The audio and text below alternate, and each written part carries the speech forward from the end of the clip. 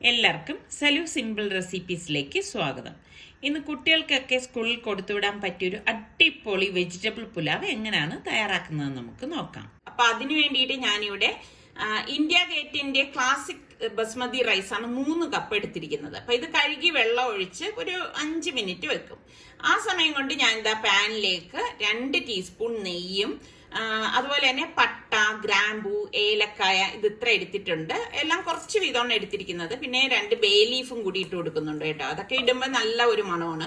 പിന്നെ 8-10 കാഷ്നട്ടും കൂടി ഇതോടൊപ്പം തന്നെ ഇട്ടിട്ട് ഒന്ന് റോസ്റ്റ് ചെയ്ത് കൊടുക്കും. അപ്പൊ നിങ്ങൾക്ക് നെയ്യുടെ അളവ് വേണമെങ്കിൽ കൂട്ടിക്കൊടുക്കാം, നെയ്ക്ക് പകരം വേണമെങ്കിൽ ഓയിലും ചേർത്ത് കൊടുക്കാം. എന്നിട്ട് 2 സവാള സ്ലൈസ് ചെയ്തതും ഒരു 4 പച്ചമുളക് ഇതുപോലെ കീറിയതും കൂടി ഇതിലേക്ക് ഇട്ട് കൊടുക്കാണ്. ഇതിപ്പോ അത്യാവശ്യം നല്ല എരിവുള്ള പച്ചമുളക് തന്നെയാണ് കേട്ടോ.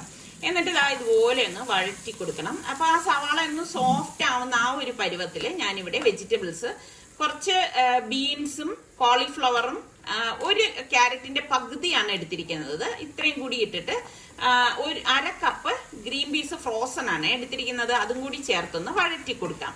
നല്ലതുപോലെ ഇതുപോലെ ഒന്ന് വഴറ്റിയെടുക്കണം കേട്ടോ.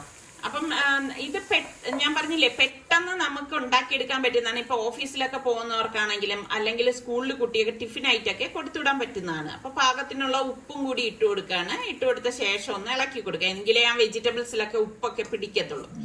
ഒന്ന് സോഫ്റ്റ് ആവാനായിട്ട് ഞാനൊന്ന് മൂടി വെക്കുകയാണ്. വെജിറ്റബിൾസിന്റെ കളർ മാറരുത്. എന്നിട്ട് ഞാൻ ഒരു 2 മിനിറ്റ് കഴിഞ്ഞ് അടപ്പ് മാറ്റിയിട്ട് വീണ്ടും ഒന്ന് ഇളക്കി കൊടുക്കാണ്. അപ്പം പലർക്കും സംശയം വരും, വെജിറ്റബിൾസ് ഒക്കെ വെന്തോ എന്നുള്ളത്. പാകത്തിന് ഇത് വെന്ത് വന്നിട്ടുണ്ട്. ഈ കുറച്ച് മല്ലിയില കൂടി നമ്മൾ ഇതിലേക്ക് ചേർത്ത് കൊടുക്കണം കേട്ടോ. എങ്കിൽ ആ ഒരു കറക്റ്റ് നല്ല ഒരു മണമൊക്കെ കിട്ടത്തുള്ളൂ. നിങ്ങളുടെ കയ്യിൽ പുതിനയില ഉണ്ടെങ്കിൽ പുതിനയില വേണമെങ്കിലും ചേർത്ത് കൊടുക്കാം. അതിനുശേഷം ഞാൻ ഇതിലേക്ക് ഒരു നാരങ്ങ ഒന്ന് പിഴിഞ്ഞൊഴിച്ചു കൊടുക്കുകയാണ് കേട്ടോ. മസ്റ്റ് ആയിട്ട് നിങ്ങൾ നാരങ്ങ പിഴിഞ്ഞൊഴിച്ചു കൊടുക്കണം. നിങ്ങൾ ഇതുപോലെ ഞാൻ കാണിക്കുന്നത് പോലെ ചെയ്തെടുത്താൽ നല്ല പെർഫെക്റ്റ് ആയിട്ടുള്ള റൈസ് പുലാവ് നിങ്ങൾക്ക് റെഡിയാക്കി എടുക്കാൻ പറ്റും. അപ്പൊ നാരങ്ങാ നീര് ചേർത്തിട്ട് നല്ലതുപോലെ ഇതുപോലെ ഒന്ന് ഇളക്കി കൊടുക്കണം. എല്ലാ വെജിറ്റബിൾസിലും നാരങ്ങാ നീര് എത്തത്തക്ക രീതിയിൽ ഇളക്കിയ ശേഷം നമുക്ക് ഇതിലേക്ക് വെള്ളം ഒഴിച്ചു കൊടുക്കാം. ഞാനിപ്പോ ഇവിടെ 3 കപ്പ് റൈസിന് ഞാൻ 4 കപ്പ് വെള്ളം മാത്രമേ, തിളച്ച വെള്ളമാണ് ഒഴിച്ചു കൊടുക്കുന്നത് കേട്ടോ. പിന്നെ ഞാൻ 1/2 കപ്പ് പാലാണ് ഒഴിച്ചു കൊടുക്കാനായിട്ട് പോണത്. ഇപ്പൊ തിളച്ച വെള്ളം തന്നെ നിങ്ങൾ ഇതിലേക്ക് ഒഴിച്ചു കൊടുക്കാൻ ശ്രദ്ധിക്കണം. എങ്കിലേ അതൊക്കെ നല്ല ഒരു ഇതിൽ വരത്തുള്ളൂ. 1/2 കപ്പ് ഫ്രഷ് മിൽക്കാണ്, തേങ്ങാപ്പാലല്ല. നമ്മളുടെ പശുവിൻ പാലില്ലേ, പശുവിൻ പാലാണ് 1/2 കപ്പ് ചേർത്തിരിക്കുന്നത്. എന്നിട്ട് നന്നായിട്ടൊന്ന് മിക്സ് ചെയ്ത് കൊടുക്കാം. അപ്പൊ പുലാവിന് നല്ല ഒരു സോഫ്റ്റ്നെസ്സിനും അതുപോലെ തന്നെ നല്ല കളർ കിട്ടാനുമാണ് നമ്മൾ പാല് ചേർക്കുന്നത്. എന്നിട്ട് ഉപ്പൊക്കെ ഉണ്ടോ എന്ന് നോക്കണം. എന്നിട്ട് മൂടി വെച്ചു കൊടുക്കാം. അപ്പൊ ഇതുപോലെ തിള വരുന്ന സമയത്ത് നമുക്ക് ഇതിലേക്ക് കഴുകി ഊറ്റി വെച്ചിരിക്കുന്ന റൈസ് ഇട്ട് കൊടുക്കാം. അപ്പൊ പലർക്കും സംശയം വരും, നാരങ്ങാ നീര് ചേർത്തതുകൊണ്ട് പാല് പിരിയോ എന്നൊക്കെ ഉള്ളത്. ഒന്നും ചെയ്യത്തില്ല. ഇതേ രീതിക്ക് നിങ്ങൾ ചെയ്താല് നല്ല പെർഫെക്റ്റ് ആയിട്ട് തന്നെ വരും കേട്ടോ. എന്നിട്ട് റൈസ് ഇതിലേക്ക് ചേർത്തിട്ട് ഞാൻ എല്ലാം ചേർത്തിട്ടൊന്ന് മിക്സ് ചെയ്ത് കൊടുക്കുകയാണ്. കണ്ടോ, ഇത് എത്ര നേരം എടുക്കും? പെട്ടെന്ന് നമുക്ക് തയ്യാറാക്കി എടുക്കാം. അതാണ് ഞാൻ പറയണത്.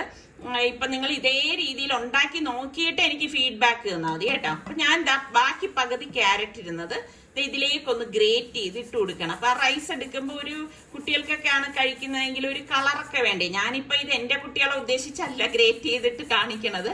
നമ്മളുടെ വ്യൂവേഴ്സിൽ കൊച്ചു മക്കളുള്ളവരൊക്കെ ഉണ്ടാവുമല്ലോ. അപ്പൊ അവരൊക്കെ വെജിറ്റബിൾസ് കഴിക്കാത്തവർക്ക് ഈ രീതിയിൽ നിങ്ങളൊന്ന് ഉണ്ടാക്കി കൊടുത്താൽ മതി കേട്ടാ. എന്നിട്ട് ഇതുപോലെ ഒന്ന് ജസ്റ്റ് ഒന്ന് ഇളക്കി കൊടുത്താൽ മതി കേട്ടോ. ഇനി ഫ്ലെയിം ഒന്ന് കുറച്ച് വെച്ചിട്ട് നമുക്കിത് മൂടി വെച്ച് വേണം റെഡിയാക്കി എടുക്കാം. ഈ ഹോള് ഞാൻ ഗ്രാമ്പു കൊണ്ടൊന്ന് കവർ ചെയ്യാണ്. 7-8 മിനിറ്റ് കഴിയുമ്പോൾ നമുക്ക് അടപ്പ് മാറ്റാം. അടപ്പ് മാറ്റിയിട്ട് ഞാൻ ജസ്റ്റ് ഒന്ന് ഇളക്കി എടുക്കുകയാണ് കേട്ടോ. ശരിക്കും പറഞ്ഞാൽ ഇങ്ങനെ സ്പൂൺ കൊണ്ട് ഇളക്കരുത്, 2 സൈഡും ഒന്ന് തട്ടിക്കുടയാവും. അപ്പൊ ഞാൻ നിങ്ങൾക്കൊന്ന് കാണിച്ചു തരാൻ വേണ്ടിയിട്ട് ഇങ്ങനെ കാണിക്കുന്നതേ ഉള്ളൂ. ഞാനിപ്പോ തട്ടിക്കുടഞ്ഞു കഴിഞ്ഞാൽ നിങ്ങൾക്ക് അതിന്റെ ആ ഒരു കറക്റ്റ് പരുവം മനസ്സിലാവില്ല. അപ്പൊ ഞാൻ വീണ്ടും ഒന്ന് മൂടി വെക്കാണ്.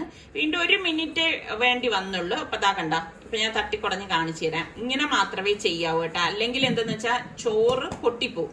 പിന്നെ ശ്രദ്ധിക്കേണ്ട കാര്യം, നമ്മൾ സ്പൂൺ ഇട്ട് ചൂടോട് കൂടിയിട്ട് ഇളക്കി കളയരുത്. അങ്ങനെ ഇളക്കുകയാണെങ്കിൽ ഈ ചോറ് ഒറ്റയായിട്ട് കിട്ടത്തില്ല കേട്ടോ. അപ്പൊ നമ്മളുടെ അടിപൊളി വെജിറ്റബിൾ പുലാവ് ഇവിടെ റെഡി ആയിട്ടുണ്ട്. അപ്പൊ ഈ രീതിയിൽ ട്രൈ ചെയ്യാത്തവര് ട്രൈ ചെയ്ത് നോക്കണം.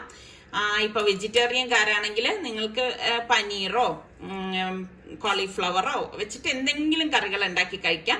ഇനി നോൺ വെജുകാരാണെങ്കിൽ ചിക്കന്റെ കൂടെയും അല്ലെങ്കിൽ ബീഫ്, മട്ടൺ ഇതിന്റെ കൂടെയൊക്കെ കഴിക്കാൻ പറ്റുന്ന ഒരു സൂപ്പർ പുലാവാണ്. ഇനി ഇതൊന്നും ഇല്ലെങ്കിലും നമുക്ക് തൈരിന്റെ റൈത്ത ഇല്ലേ, അതിൻ്റോടൊപ്പവും അതും അച്ചാറും മാത്രം മതി, പ്രത്യേകിച്ച് നാരങ്ങ അച്ചാർ കേട്ടാ. അടിപൊളി ടേസ്റ്റി പുലാവാണ്.